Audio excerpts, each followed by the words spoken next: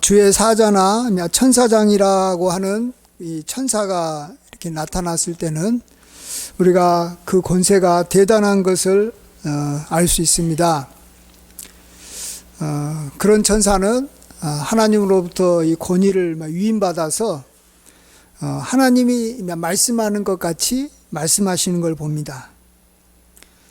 우리가 성탄절에서 성탄절 되면 가장 많이 듣는 이 말씀이 마리아에게 한 보라 내가 잉태하여 아들을 낳으리니 그 이름을 예수라 하라. 이 말도 이 천사장이 한 말입니다. 천사장 가브리엘이 한 말이고, 또 오늘 본문에도 나오지만 무서워하지 말라 보라 내가 온 백성에게 미칠 큰 기쁨의 좋은 소식을 너희에게 전하노라.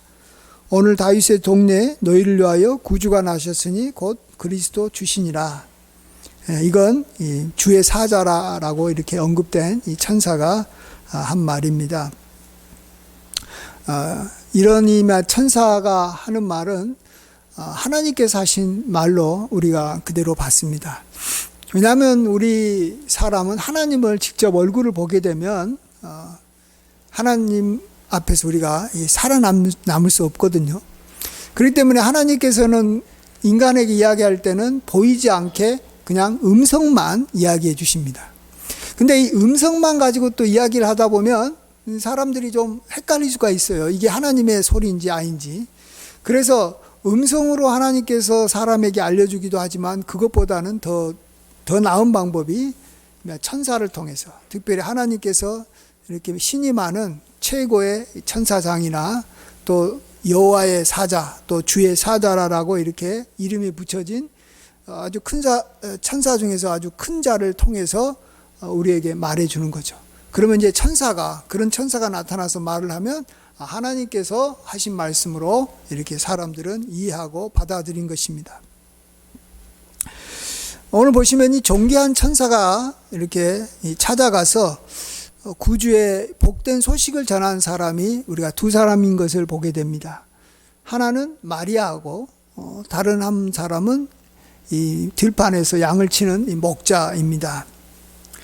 마리아는 우리가 당연히 이제 예수님을 이렇게 성령으로 잉태하고 또 낳아야 하기 때문에 미리 마리아에게 이 천사장이 가서 말해주는 것은 다 우리가 이해를 합니다. 당연히 그럴 수 있겠다. 그런데 왜 하필이면 그 많은 사람들 중에서 이스라엘에 참 경건한 사람도 많고 또 좋은 사람들도 참 많고 여러 다양한 이러한 이 모습의 사람들이 많은데 왜 이 들판에 있는 이 목자에게 찾아가서 구주의 탄생의 이 기쁜 소식을 알려줬는지 우리가 한번 생각해 보고자 합니다. 그들이 참 예수님을 가서 이렇게 영접한 아주 대표적인 사람이죠. 이제 우리가 내일 살피고자 하는 이 동방에서 온 이 박사들과 더불어 이 들판에서 양을 치던 이 목자가 이 천사의 그런 소리를 듣고 가서 이렇게 예수님을 영접하는 것을 보게 됩니다. 목자는 누구입니까? 그들은 특별히 어두운 밤에 사나운 짐승들이 잠든 양떼를 공격하려고 할 때 그 양떼들을 이렇게 목숨을 걸고 지켜주는 목자들인 것입니다. 그러니까 이 밤에 특별히 이렇게 이 양을 치는 목자들은 굉장히 더 힘들었을 것 같습니다. 목자 중에서도 밤에는 굉장히 춥거든요. 그쪽은 이렇게 낮에는 굉장히 덥지만 밤에는 춥다고 합니다. 그리고 추운 밤에, 깜깜한 밤에 짐승들이 몰래 이렇게 쳐들어왔을 때 이렇게 그러한 짐승들, 이 무서운 짐승들을 이렇게 막아낸다라는 것이 쉬운 일이 아닙니다. 이러한 목자들이 바로 이 아기 예수를 이렇게 영접하게 한 것은 앞으로 이 아기 예수가 자라서 할 일을 아마 암시적으로 우리에게 보여주기 위한 것이다라는 것입니다. 우리가 잘 아는 예수님의 이 말씀에 예수님께서 나는 이러한 사람이다 이렇게 에고 에이미라고 이렇게 선포한 말씀들이 있는데, 그 중에 대표적인 것이 나는 선한 목자다라는 것이죠. 예. 이 도둑이 오는 것은 도둑질하고 죽이고 멸망시키려는 것뿐이요 내가 온 것은 양으로 생명을 얻고 더 풍성히 얻게 하려는 것이라. 나는 선한 목자라. 선한 목자는 양들을 위하여 목숨을 버리거니와 삭구는 목자가 아니요 양도 제 양이 아니라. 이리가 오는 것을 보면 양을 버리고 달아나나니 이리가 양을 물어가고 또 해치느니라. 달아나는 것은 그가 삭군인 까닭에 양을 돌보지 아니함이나 나는 선한 목자라. 나는 내 양을 알고 양도 나를 아는 것이 아버지께서 나를 아시고 내가 아버지를 아는 것 같으니 나는 양을 위하여 목숨을 버리노라. 여기서 이 삭군과 이 선한 목자의 차이점을 좀 알아야 됩니다. 우리는 이제 그냥 일단 생각하기는 선한 목자는 양을 지키기 위해서 이렇게 자기 목숨을 이렇게 버린 목사다, 이렇게 목자다 이렇게 알고, 또 삭군은 이리가 왔을 때 도망가는 게 삭군이다 이렇게 알고 있습니다. 그럼 한 번 더 생각해 보면 왜 삭군은 도망가고 이 선한 목자는 왜 양을 이렇게 지키기 위해서 자기 목숨까지 버리는가? 어떻게 생각하기는 삭군은 이렇게 돈을 받기 때문에 이렇게 그냥 이렇게 이 양을 버렸고, 또 이 선한 목자는 이 자기 양이기 때문에 그렇다 이렇게 생각을 하는데, 그것도 맞는 말이지만 한 가지 더 들어가면요, 이 선한 목자는 양들을 안다라는 거예요. 예. 양들을 개인적으로 안다라는 것입니다. 그래서 그 양들을 끝까지 지키는 거예요. 반면에 삭군은 양들을 모르는 거예요. 예. 그러니까 물론 삭군도 양을 이렇게 쳤기 때문에 양에 대해서 어느 정도는 알겠지만 양을 잘은 모르는 거고, 또 무엇보다도 양을 사랑하지 않기 때문에 그런 것입니다. 예. 이 삭군이라고 내가 양을 위해서도 이렇게 지킬 수도 있잖아요. 내가 이렇게 돈 받고 한다고 해가지고 왜 그냥 버리겠어요. 그냥 삭군이라는 말도 중요하지만 이 사랑하는 존재고 내가 귀하고 아끼고 있으면 그 양을 끝까지 자기 목숨을 버리면서까지 지키는 거고, 양에 대해서 잘 모르고 사랑하지 않으면 그냥 그가 아무리 위험에 처해도 자기 목숨이 또 귀하기 때문에 자기 목숨을 살려고 도망치는 것입니다. 그래서 우리가 여기서 한 가지 우리 예수님을 생각해 볼 때, 또 십자가에서 우리를 위해서 죽으신 예수님을 생각해 볼 때 한 가지 기억해야 되는 것은, 예수님은 우리의 죄를, 인간의 죄를 위해서 죽으실 때 대충 온 인류의 죄를 위해서 죽으신 것이 아니라는 것입니다. 물론 이 말은 맞기도 하지만 틀린 말이에요, 정확히 말하면. 그러니까 선한 목자는 그 양을 다 알고, 한 마리 한 마리 다 알고 그 양을 사랑했기 때문에 죽은 것입니다. 그래서 우리 예수님의 대속은 예를 들면 어떤 한 군인이 전쟁이 일어나서 내가 나라와 민족을 위해서 내가 죽겠다, 피를 흘리겠다 했을 때 그 죽음과는 좀 다른 것입니다. 그러니까 군인이 나라를 위해서, 국민을 위해서 죽는다고 했을 때 그 국민이라는 것은 물론 자기 가족도 있겠지만 자기가 알지 못하는 그냥 일반 자기 나라 백성들을 위해서 그냥 죽는 거예요. 예. 근데 우리는 어떻게 보면은 그런 것을 또 굉장히 소중히 여기기도 하죠. 내가 잘 모르는 사람을 위해서 죽는 것이 굉장히 이렇게 숭고한 이렇게 희생이고, 또 그게 정말 사랑이다 이렇게 생각하는데, 성경은 그렇게 이야기하지 않습니다. 모르는 사람을 위해서 죽는 것보다는 진짜 잘 아는 사람을 위해서 죽는 것이 더 큰 사랑이다라고 말합니다.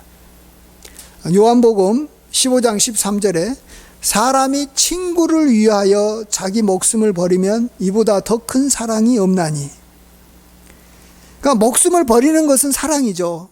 누군가를 위해서 목숨을 버리는 것. 그런데 친구를 위해서 목숨을 버리는 것보다 더 큰 사랑이 없다라는 것입니다. 최고의 사랑이 친구를 위해서 목숨을 버리는 거예요. 왜 그런지 아세요? 친구는 내가 잘 아는 사람이에요. 잘 아는 사람을 위해서 목숨을 버린다라는 것이 쉬운 일이 아닙니다, 여러분. 그렇지만 또 잘 아는 사람이기 때문에 그를 사랑만 한다면 기꺼이 목숨을 버릴 수 있는 것입니다. 중요한 건 사랑입니다. 큰 사랑을 가지고 목숨을 버렸느냐, 아니면은 사랑 없이도 목숨을 버릴 수 있는 것입니다. 예. 그렇잖아요. 군인이 자기 나라를 위해서 자기 목숨을 버린다고 하지만 자기 나라라는 개념이 굉장히 막연한 것입니다. 그래서 많은 군인들이 전쟁터에 나가서 자기가 만일 목숨을 버린다면 나는 사랑하는 내 가족을 지키기 위해서 목숨을 버린다, 이런 식으로 표현합니다. 그렇게 해야지만이 자기가 정말로 사랑을 가지고 목숨을 버리는 그러한 큰 사랑을 할 수 있기 때문에 그렇게 이야기하는 것입니다. 그래서 정말로 자기가 이마 지켜야 될 이 가족도 없고 지켜야 될 이렇게 애인도 없고 또 새로 다시 만나고 싶은 그러한 좋은 친구가 없으면 사실은 자기 목숨을 버리는 것이 쉬운 일은 아닙니다. 그리고 또 자기가 잘 모르는 막연한 사람들을 위해서 이렇게 목숨을 버렸다면 물론 그건 이렇게 숭고한 이렇게 희생이고 그것을 기려야 할 좋은 일이지만 그런다고 해가지고 그것이 큰 사랑으로 한 것은 아니라는 걸 아셔야 됩니다. 내가 아프리카에 있는 내가 잘 모르는 어떤 어려운 분을 위해서 내가 이렇게 도와주고 하는 것도 사랑이지만요, 사실은 그거보다도 더 큰 사랑은 내가 알고 있는 어떤 사람이 어려움에 처해졌을 때 그 사람을 위해서 도와주는 것이 사실은 더 큰 사랑인 것입니다. 그래서 예수님께서 우리를 위해서 십자가에 죽으신 것은 선한 목자로서 죽은 것이에요. 자, 근데 선한 목자는 자기 양을 알고 사랑한다라는 걸 아셔야 됩니다. 우리가 예수님을 잘 몰랐어요. 우리가 예수님을 믿기 전까지는 예수님을 잘 몰랐어요. 예수님이 십자가에서 죽으신 것은 지금부터 2000년 전이었고, 우리가 믿기 전에는 예수님이 나를 얼마나 사랑하는지도 모르고 또 우리도 예수님을 사랑하지 않았어요. 그래서 우리가 먼저 예수님을 사랑한 것이 아닙니다.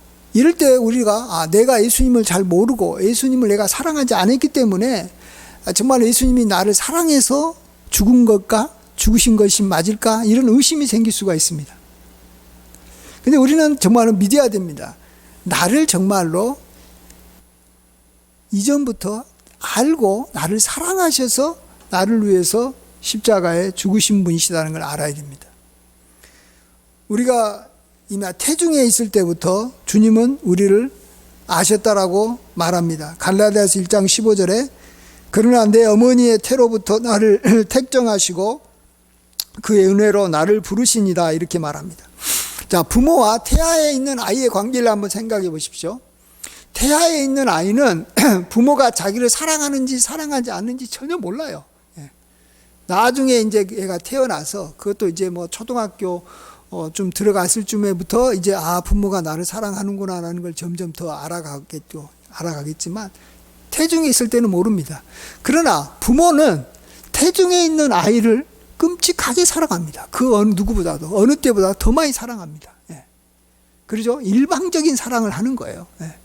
그래서 태중에 있는 아이가 모른다고 해가지고 자기가 사랑을 받고 있는 것이 아니고, 사랑을 안 받는 것이 아니고, 정말로 사랑을 해서 이렇게 자기를 이렇게 돌보는 그러한 부모가 있다라는 것을 이제 나중이라도 이제 아이는 이제 태어나서 이제 자라서라도 알아야 되는 것입니다. 그래서 우리가 이 어머니의 이 날에 부를 때 나를 이렇게 낳으실 때 괴로움 다 잊으시고, 낳을 때 그 힘든 고통을 사랑으로 참고 이렇게 나를 낳아주신 그러한 어머니의 사랑을 우리가 찬양하는 것입니다. 그래서 우리는 주님께서 나를 아셔서 나를 사랑하셔서 다시 한번 십자가에서 나를 위해서 죽으셨다라는 것을 우리가 이렇게 다시 한번 생각하는 저희들이 됐으면 좋겠습니다. 그냥 예수님께서 나를 위해서 나를 구원하려고 십자가에 죽으셨다, 이것도 맞는 말이지만 예수님은 나를 개인적으로 아시고 사랑하셔서 나를 위해서 십자가에 죽으셨다라는 거죠.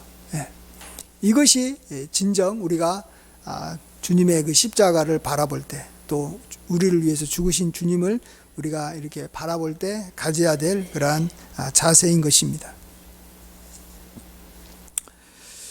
이제 우리는 주님의 사랑을 알게 됐습니다. 네. 우리가 나를 위해서 십자가에서 이미 죽으실 때, 그 전에는 잘 몰랐던 것을, 내가 그걸 믿기 전에는 몰랐던 것을 이제 내가 믿고 난 다음에, 주님께서 나를 사랑하셔서 그랬구나, 선한 목자가 되셔서 이렇게 나를 지켜주셨구나, 이제 우리가 알게 됐을 때 우리가 해야 될 일이 있습니다. 먼저는 우리가 그러한 주님을 이제 따라가는 것입니다. 양이 이 목자의 사랑을 알게 되면, 목자의 음성을 알기 때문에 그를 따르는 것이죠. 그렇지만 다른 사람의 음성은 알지 못하기 때문에 그를 따르지 않고, 그의 어떤 음성이 들렸을 땐 도리어 도망하는 것입니다. 그러니까 그 같은 음성이라도 나를 사랑하는 이 목자의 음성으로 들려야지만이 우리가 따라갈 수 있는 것이고, 또 우리가 그런 이 목자를 따를 때 우리는 풍성한 삶을 살아갈 수 있는 것입니다. 그래서 우리는 이 성탄절을 맞이할 때, 우리가 다 성탄절은 즐거워하지 않습니까? 여러 가지 이 기념일도 많고 이렇게 명절도 많지만, 사람들은 이 성탄절만큼은 예외 없이 다 좋아하는 것 같아요. 아이도 좋아하고 어른도 좋아하고. 근데 좋아하는 이유가 또 사실은 다 다르죠. 선물을 받기 때문에 좋아하고, 또 내가 이렇게 사람들하고 이렇게 만나서 즐거운 시간을 갖기 때문에 좋아하고, 또 어떤 사람은 크리스마스 날 이렇게 좀 휴가를 많이 받아서 좋아하고, 여러 가지 좋아하는 이유가 있습니다. 그러나 정말로 우리가 이 크리스마스를 좋아하는 것은 나를 사랑하셔서 나를 구원하기 위해서, 나를 위해서 죽기 위해서 예수님이 오신 날이기 때문에 우리가 크리스마스를 기뻐해야 되는 줄 믿습니다. 이것이 바로 크리스마스에 대한 어떤 정답인 것이죠. 우리 사람들이 가져야 될 그런 바른 자세인 것입니다. 그래서 우리가 이제 선한 목자 되신 예수님을 알고 예수님을 따르고, 또 이로 인해서 우리가 즐거워한다면, 우리가 또 이렇게 나타내야 될 그런 모습이 있습니다. 양들이, 선한 목자를 따라가는 양들이 가지고 있는 하나의 독특한 양들의 어떤 모습이 하나 있다고 합니다. 그것은 이 풀밭에서 이렇게 누워서 쉬는 것이라고 합니다. 선한 목자가 자기를 지켜줄 것을 믿었을 때, 그것을 정말 믿으면 양들은 이렇게 눕는 것이고, 그렇지 못하면 눕지를 못한다는 거예요. 자기 목자를 믿지 못하면 그냥 눕지 않고 항상 이렇게 사방을 이렇게 경계하면서 이렇게 여기 서 있는 것이죠. 눕지를 않는다는 거예요. 왜요? 두렵기 때문에 그러겠죠. 자, 우리 하나님은 선한 목자이십니다. 자, 그러면 주님을 따라가는 우리가 선한 목자를 믿고 우리가 이렇게 양처럼 풀밭에 누워있는 모습을, 하나님은, 선한 목자 되신 우리 주님은 참 우리에게 원하시고 기대하는 겁니다. 생각해 보십시오. 내가 저 사람을 오랫동안 짝사랑했는데, 저 사람이 이제 내 사랑을 알아서 저 사람도 나의 사랑에 대해서 반응을 하고 나를 이렇게 믿고 따라주면 얼마나 좋습니까? 근데 내가 짝사랑했던 사람이 여전히 나에 대해서 믿지 못하고 의심하고 경계하는 모습이 나타나면 참 그처럼 힘들고 어려운 일이 없습니다. 물론 자기도 사랑하지 못해서 이렇게 답답하겠죠. 자기를 이렇게 사랑해주는 사람의 사랑을 내가 못 받아주는 것만도 답답하겠지만, 어쨌든 간에 누군가가 나를 사랑한다고 하면 또 나도 그것에 대해서 어떤 대응을 하는 것이 좋겠죠. 그런 면에서 우리는 이 풀밭에 눕는 그러한 양과 같은 이 모습, 이것을 하나님 앞에 반드시 보여드려야 되는 것입니다. 나는 하나님을 사랑합니다, 하나님을 따르겠습니다라고 하는데, 따르긴 따르는데 한 번도 이렇게 풀밭에 이렇게 눕지를 못해요. 그러면은 양이 그 목자를 믿고 있는 것이 아니라는 것이 아직 안 믿는 거예요. 겁이 아직도 있다라는 거예요. 예. 두려워한다라는 거예요. 이 목자의 사랑을 아직 모른다는 거예요. 자, 그런 면에서 우리가 이렇게 풀밭에 이렇게 눕는 모습을 우리 성도들에게 한번 이렇게 적용시켜 보면 어떤 모습일까 생각해 보면, 첫 번째로는 뭐 계속 이야기하는 거지만 어떤 것도 걱정하지 않는 것입니다. 예. 주변에서 이렇게 나쁜 일이 생길 것이다라는 이렇게 흉흉한 소문이 계속 들려도 그것에 그렇게 반응하지 않는 것입니다. 예. 무엇을 먹을까, 마실까, 입을까 이런 것에 대해서 염려하지 않는 것입니다. 예. 염려한다면 우리는 이 풀밭에 눕는 일을 한 번도 안 한 것이죠. 예. 그 대신 우리가 해야 되는 일은 뭡니까? 우리가 하나님 아버지께 예수 그리스도의 이름으로 우리가 필요한 것, 정말로 앞으로 이렇게 닥칠 거라고 어떤 예상되는 어떤 위험을 가지고 아버지 하나님 앞에 기도하는 것이죠. 예. 먹을 것이 없어질 것 같으면 먹을 것을 달라고 기도하는 것입니다. 다만 그때 아무것도 염려하지 말고 우리의 구할 것을 감사함으로 하나님 앞에 아뢰는 것입니다. 예. 또 이렇게 아뢰는데도 잘 응답이 안 돼도 그래도 너무 긴장하지 않고 걱정하지 않고 묵묵히 기다리는 것이죠. 그래서 하나님께서 이렇게 늘 도와주시는 것을 경험하면서 살아가는 것이 바로 이렇게 풀밭에 눕는 그러한 양의 모습과 같은 하나님을 잘 따르는 또 잘 믿는 우리 성도의 모습이라고 볼 수 있습니다.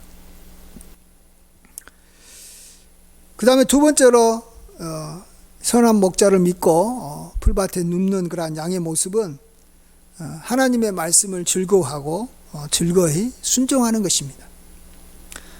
선한 목자는 항상 양에게 유익된 말만 하는 것이지 양에게 해를 끼치고 자기가 이렇게 편하고 좋은 말을 선한 목자를 하는 게 아닙니다.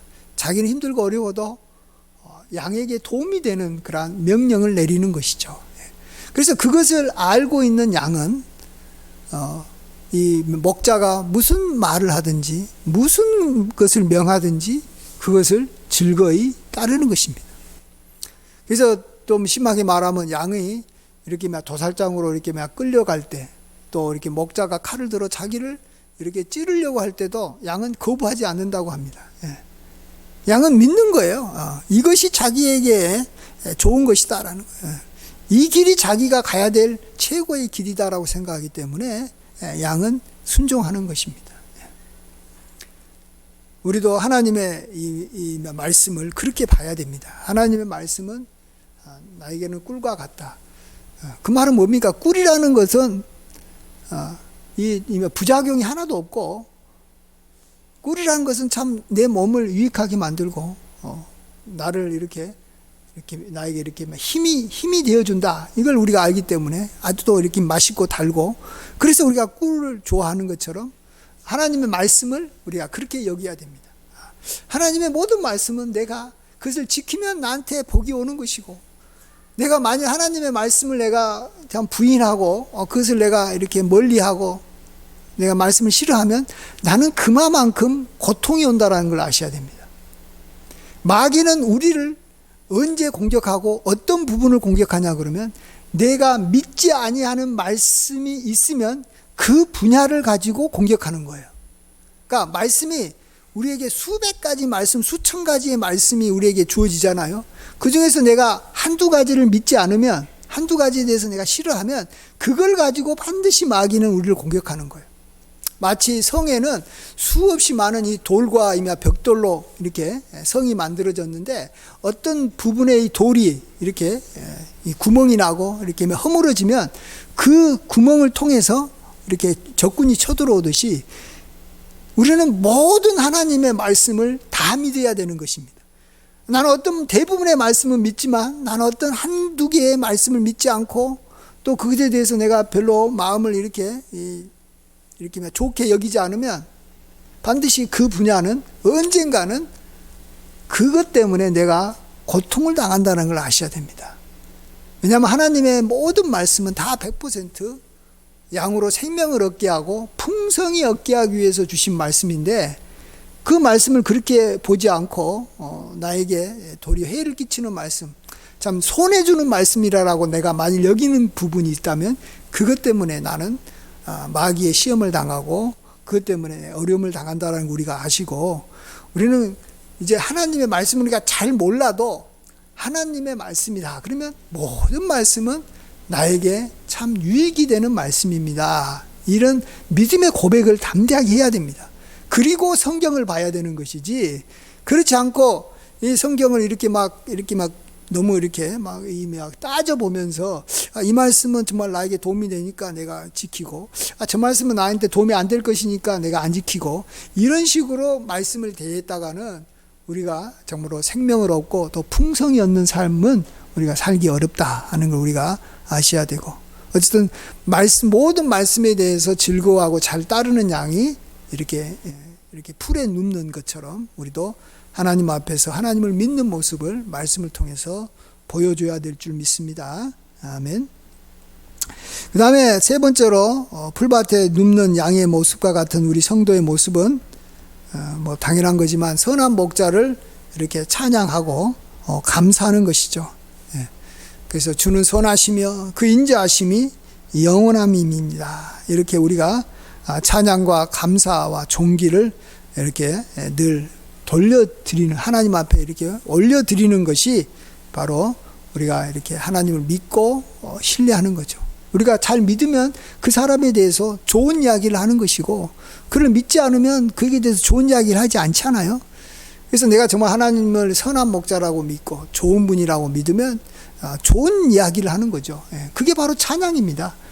또 좋은 일을 경험했다라는 것을 내가 이렇게 말로 고백하는 것이 감사인 것이죠. 그 다음에 마지막 네 번째로 선한 목자를 가진 성도는 이 선한 목자를 닮아서 점점 이 선한 모습이 많이 나타나야 된다, 이렇게 볼 수 있겠습니다. 그래서 동료나 이웃들에게 선 베풀기를 좋아하고 어떤 이익을 놓고 다투거나 싸우지 않습니다. 남에게 해를 끼치지 않으려고 하고 착하고 선한 행실을 통해서 이렇게 하나님께 영광을 돌리려고 하는 것입니다. 물론 이런 모습이 처음부터 이렇게 잘 많이 나타나지는 않을 것입니다만, 시간이 갈수록 나는 선한 목자를 따라가면 나에게도 그러한 선한 모습이 이렇게 나타난다는 것이죠. 그렇죠. 선한 목자를 통해서 내가 많은 유익을 받고 있기 때문에, 또 내가 좀 여유가 있기 때문에 굳이 주변 사람들하고 이렇게 다투거나 막 공격하지 않겠죠. 다 공격하고 막 이렇게 싸우는 이유는 자기가 뭔가 이렇게 부족하고, 내가 이렇게 살면 내 삶에서 뭔가 앞으로 이렇게 큰 위기가 닥쳐올 것 같다, 이렇게 생각하니까 이렇게 욕심을 내고 막 남의 것까지 이렇게 뺏으려고 하는 것입니다. 우리는 우리의 장래가 하나님 손에서 앞으로 풍성할 것이다, 잘 될 것이다 라는 것을 믿어야 하지만이 우리도 모르게 이웃에게 선을 베풀 수 있는 것입니다. 그렇습니다. 우리에게 이런 만일 이 모습이 나타나면 이 모든 것은 다 우리가 잘나서가 아니라, 우리가 선한 행실을 한다든지 찬양한다든지 우리가 기도를 하면서 걱정하지 않는다든지 하나님의 말씀을 순종한다라는 것은 우리가 잘나서 그런 게 절대 아닙니다. 그게 아니고 선한 목자가 우리에게 있기 때문에 그런 것을 아셔야 됩니다. 우리가 신앙생활을 할 때 큰 착각하는 것 중에 하나가, 내가 정말로 성숙하고 성장을 해서 내가 이렇게 참 하나님 말씀도 잘 따르고 기도도 이렇게 많이 하고 내가 이렇게 참 찬양하면서 이웃에게 선을 베푼다, 이렇게 생각을 하면 큰일 납니다. 똑같은 양인데요. 똑같은 양인데 이 선한 목자가 있는 양과 선한 목자가 없는 양은 완전히 다르게 행동할 수밖에 없는 거예요. 선한 목자가 없는 양은 불안하니까 근심 걱정할 수밖에 없고 찬양하기보다는 불평할 수밖에 없는 것이고, 선한 목자가 없기 때문에 자기가 너무 두려워서 옆에 있는 양의 것을 이렇게 자기가 이렇게 훔쳐서라도 자기가 살려고 하는 거예요. 그래서 선한 목자가 있느냐 없느냐가 포인트인 것이지, 내가 뭐 훌륭한 양이 돼가지고, 내가 멋진 양이 돼가지고, 내가 성숙한 양이 돼가지고, 이렇게 해야 되겠다, 이런 생각을 하면 안 되는 것입니다. 이건 신앙의 방향이 자기 중심인 것이고, 또 얼마나 이 어리석은지를 알아야 됩니다. 결코 그런 것이 신앙이 아니에요. 신앙은 하나님에 대한 믿음이 있느냐, 하나님이 얼마나 선한 분이고 나를 사랑하신 분이라는 것을 내가 아는 것만큼 내가 이렇게 정말로 이렇게 멋진 삶을 살아가는 것입니다. 아까도 말씀드렸지만 양이 이 풀밭에 눕고 안 눕고는 자기에게 달려있는 게 아니에요. 선한 목자가 자기에게 옆에 있으면 그냥 풀밭에 눕는 거예요. 그냥 선한 목자가 안 보이고 선한 목자가 없다라고 생각하면, 그리고 또 저기 옆에 있는 이미 목자가 이렇게 사꾼이다라고 생각하면 절대로 눕지 않는 겁니다. 자기가 뭐가 있어서 뭐 이렇게 하는 게 아니라 선한 목자가 옆에 있느냐 없느냐 이걸로 다 결정이 되는 거예요. 우리의 모든 신앙과 우리의 삶도 참 예수님께서 선한 목자로 이 땅에 오셨고, 정말 나를 사랑해서 나를 위해서 죽으시고, 나를 지금도 사랑하고 계시고, 나를 위해서 모든 것을 이렇게 공급해 주시는 분이시다라는 것을 우리가 믿을 때 우리는 아주 멋진 그러한 삶의 모습, 아까도 말한 여러 가지 좋은 모습들이 우리에게 나타나는 줄 믿습니다. 그래서 신앙생활 오래 한다고 해가지고 뭐 멋진 성도가 되는 게 아닙니다. 예수님 믿고 얼마 되지 않는 사람, 성도라도 예수님을 선한 목자라고 믿으면 그날로 바뀌는 거예요. 그날로 바뀐다는 거 알아야 됩니다. 세상적인 것이나 이런 것들은 시간이 오래 가고 뭐 훈련받고 뭐 이렇게 있어야지 뭐 이렇게 나타나지만, 믿음으로 사는 것은 1시간 전하고 1시간 후하고 완전히 바뀌어버릴 수도 있는 것입니다. 왜? 선한 목자가 옆에 있을 때 나의 모습과 선한 목자가 없을 때 나의 모습은 완전히 다른 거예요. 그래서 우리는 신앙생활 오래 했으니까 내가 믿음생활 잘하겠지 이런 생각을 하면 안 됩니다. 항상 깨어 있어야 돼요. 신앙생활 오래 했어도 내가 정말로 예수님을 선한 분으로 믿지 않으면 나는 언제라도 참 믿음 없는 모습이 언제라도 나타날 수 있는 것이다라는 거예요.